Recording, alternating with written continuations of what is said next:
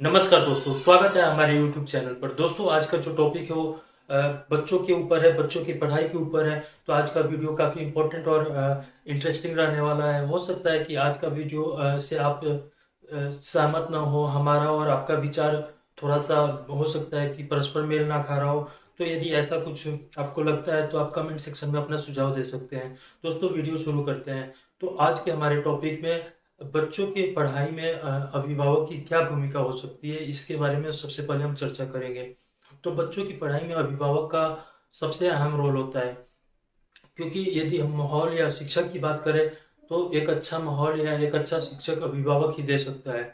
यदि बच्चों की पढ़ाई की इंटरेस्ट किसी सब्जेक्ट के इंटरेस्ट की बात करें तो पेरेंट्स ही किसी बच्चे में इंटरेस्ट जो किसी सब्जेक्ट के प्रति जो इंटरेस्ट लाना हो, उसमें पेरेंट्स की भूमिका काफ़ी ज़्यादा इम्पोर्टेंट हो जाती है। दोस्तों, यदि बच्चों को किसी सब पार्टिकुलर सब्जेक्ट में इंटरेस्ट ना हो या पार्टिकुलर सब्जेक्ट को पसंद ना कर रहा होता है, तो आप उस पर दबाव ना बनाएं। दबाव बनाने से अच्छा है कि आप उस प्रॉब्लम की जड़ तक जाएं।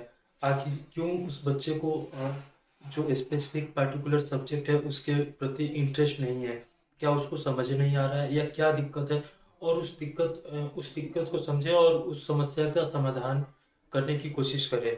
यह आपके लिए एक अच्छा विकल्प होगा। दबाव बनाने से बेहतर है कि आप उस समस्या का समाधान खुद करें, क्योंकि जो बच्चे होते हैं वो छोटे होते हैं और उनको कई चीज़ें हैं कि वो समझ नहीं पाते हैं। तो हो सकता है कि आपके बच्चे के साथ भी यही प्रॉब्लम हो।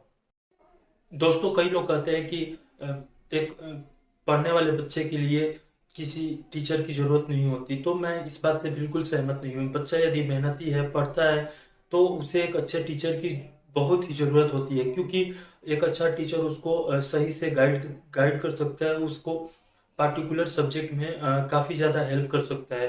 तो क्योंकि सारे बच्चों का माइंड एक जैसा नहीं होता। कुछ बच्चों का माइंड होता है कि जल्दी कैच कर लेते हैं, कुछ बच्चों का माइंड होता है कि धीरे धीरे कैच करते हैं, तो उन्हें थोड़ी थोड़ी गाइडेंस की जरूरत होती है। स्कूल में क्या होता है कि यदि टीचर अच्छा ना हो तो क्या करते हैं, आया, लेक्चर दिया उन्होंने और वो चले गए।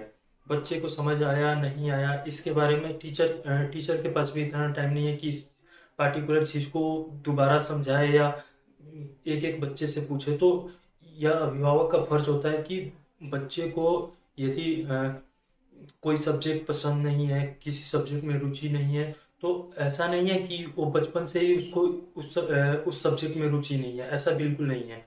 होता क्या है कि यदि बच्चे को किसी सब्जेक्ट में रुचि नहीं है, इसका मतलब कि बच्चे को वो सब्जेक्ट समझ में नहीं आ रहा है, या बच्चे को जो चीज़ें बेसिक जो चीज़ें हैं, जैसे मैथ्स है, मैथ्स की जो बेसिक्स फंडामेंटल्स है, वो यदि क्लियर ना हो तो धीरे धीरे बच्चे को मैथ से डर होने लगता है। इसी तरह से साइंस में यदि बेसिक फंडामेंटल क्लियर ना हो तो धीरे धीरे बच्चा डरने लगता है, और हम कहते हैं कि बच्चे का लिटरेचर अच्छा है, बच्चे का साइंस साइड अच्छा नहीं है, बच्चे का मैथ्स अच्छा नहीं है। तो ऐसा कुछ भी नहीं है। यदि किसी का एक सब्जेक्ट अच्छा है तो वो सारे सब्जेक्ट में अच्छा हो सकता है। केवल फर्क इतना है कि उसको सही गाइडेंस, प्रॉपर गाइडेंस की जरूरत है। कई बच्चे ऐसे आपको मिलेंगे जो जो इसलिए नहीं समझ पाते कि क्योंकि उनको किसी सब्जेक्ट में यदि कोई सब्जेक्ट पढ़ते हैं तो उसको उसका प्रॉपर रीजन चाहिए उनको, और वो रीजन जो ट्यूटर है या जो स्कूल के टीचर्स हैं वो नहीं दे पाते हैं, जिससे बच्चा धीरे धीरे उसका इंटरेस्ट कम होने लगता है। तो इन सब चीज़ों को समझ कर इसका सॉल्यूशन दिया जा सकता है, और बच्चे का जो पढ़ाई के प्रति रुचि है उसको बढ़ाया जा सकता है। दोस्तों, पेरेंट्स की एक और महत्वपूर्ण जिम्मेदारी है, वो यह है कि यदि हमारा बच्चा किसी स्कूल में पढ़ता है तो इस स्कूल में या किसी ट्यूशन पढ़ता है, वहाँ ट्यूशन पर अभिभावक को जनरल पेरेंट्स फीस देते हैं और यह सोच लेते हैं कि हमारा काम हो गया। तो ऐसा नहीं है। उनको स्कूल में प्रॉपर जाना चाहिए, अपने बच्चे के बारे में पता करना चाहिए कि आपका बच्चा कैसा है, उसकी जो कमियां हैं उसको दूर करने की कोशिश करनी चाहिए, क्योंकि बच्चा छोटा होता है, वो जल्दी किसी की बातों में आ जाएगा। तो उन सब चीज़ों को उसे समझाना पड़ेगा कि ये चीज़ अच्छा है, ये बुरा है। तो इन सब चीज़ों को धीरे धीरे समझाना पड़ता है, नहीं तो बच्चा एक एज के बाद धीरे धीरे बिगड़ने लगता है। दोस्तों, यदि बात करें, आजकल समय है ऑनलाइन स्टडी की। तो यदि बात करें ऑनलाइन स्टडी की तो इसमें सबसे ज़्यादा दिक्कत क्या आ रहा है कि पेरेंट्स अपना मोबाइल फ़ोन बच्चे को दे देते हैं और वो यह सोचते हैं कि बच्चा मेरा ऑनलाइन स्टडी कर रहा है। लेकिन होता क्या है, बिल्कुल इसके अपोजिट। बच्चा क्या करता है, गेम खेलता है या फिर कोई वीडियोज़ देख रहा होता है। तो इन सब चीज़ों पर नज़र रखने की बहुत बहुत ज़रूरत है। अब इस पर चूंकि लोगों के पास समय कम है, तो नज़र कैसे रखा जाए, तो सिंपल सा उपाय है। आप यदि पूरे टाइम आप नहीं देख सकते, तो जब फ़ोन दे रहे हैं आप सडनली उसके रूम में जाए और देखिए कि कर क्या रहा है। और यदि बच्चा ऑनलाइन स्टडी के टाइम गेट बंद करके या कुछ ऐसा एक्सक्यूज दे रहा है कि बाहर शोर शराबा हो रहा है, तो शोर शराबा को बंद करे, गेट ना बंद करने दे। और आप देखिए कि एक्चुअलिटी क्या है। इससे क्या होगा कि यदि बच्चा गेम भी खेल रहा होगा या फिर कोई और वीडियो देख रहा होगा, तो उन सब चीज़ों पर आप रोक लगा सकते हैं। दूसरा, मैं यह नहीं कह रहा कि गेम खेलना है या वीडियोस देखना बहुत ही खराब आदत है, ऐसा बिल्कुल नहीं है। लेकिन पढ़ाई करना बहुत ज़रूरी है, और पढ़ाई के समय में गेम खेलना या वीडियोस देखना वो बिल्कुल बैड हैबिट है।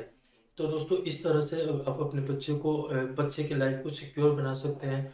और एक बात, वीडियो के अंत में एक बात मैं और कहना चाहूँगा कि यदि आपका बच्चा पढ़ने में तेज है, तो कभी उसके मुंह पर यह ना कहें कि मेरा बच्चा काफ़ी ज़्यादा तेज है, या किसी मतलब दिखावा ना करे कि बच्चा तेज है। तो इससे क्या होता है, बच्चे के माइंड पर गलत असर पड़ता है और वो धीरे धीरे डाउन होता चला जाता है। तो इन सब चीज़ों को अवॉइड करें। दोस्तों, मिलते हैं नेक्स्ट वीडियो में एक ऐसे ही अच्छे और इंटरेस्टिंग टॉपिक के साथ। तब तक के लिए जय हिंद, जय भारत।